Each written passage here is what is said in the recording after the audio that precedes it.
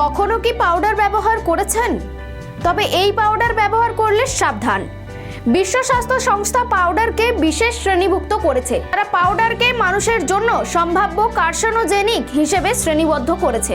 নমস্কার, দেখছেন খবর বাংলার সঙ্গে রয়েছে আমি স্মৃতি। বিজ্ঞান ও প্রযুক্তির খবর নিয়ে প্রসঙ্গত কয়েক সপ্তাহ আগে একটি গবেষণায় দাবি করা হয়েছিল চ্যালকম পাউডার ব্যবহার করা এবং ডিম্বাশয়ের ক্যান্সারের মধ্যে একটি যোগসূত্র রয়েছে।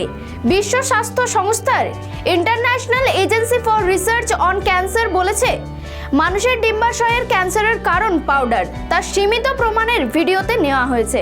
প্রথমে তা যদি ইঁদুরের ক্যান্সারের কারণ হয় তাহলে তাকে পর্যাপ্ত প্রমাণ বলা যাবে।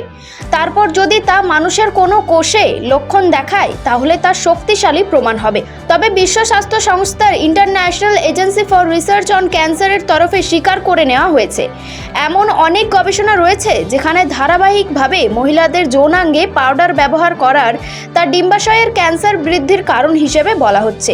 ক্যান্সার সৃষ্টিকারী অ্যাসবেস্ট থাকায় পাউডার যে বিষাক্ত তা অস্বীকার করা যায় না, বলছে বিশ্ব স্বাস্থ্য সংস্থার international agency for research on cancer. The Lancet অনকোলজিতে প্রকাশিত এজেন্সির ফলাফল অনুসারে পাউডারের একটি কার্যকরণ ভূমিকা সম্পূর্ণরূপে প্রতিষ্ঠা করা যায়নি।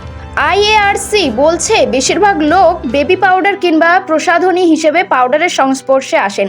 তারা আরও বলেছে যখন তা খনন করা এবং প্রতিক্রিয়াজাত করা কিংবা পণ্য তৈরি করতে ব্যবহার করা হয় তখনই পাউডারের সব থেকে উল্লেখযোগ্য বহিঃপ্রকাশ ঘটে। তবে যারা পাউডার ব্যবহার করেন তাদের জন্য ঝুঁকি সব থেকে বেশি। পাশাপাশি ওভারিয়ান ক্যান্সার যতক্ষণ না পর্যন্ত পেলভিয়াস এবং পাকস্থলী পর্যন্ত যায় ততক্ষণ তা শনাক্ত করা যায় না, যে কারণে ডিম্বাশয়ের ক্যান্সারের চিকিৎসা আরও কঠিন হয়ে যায়।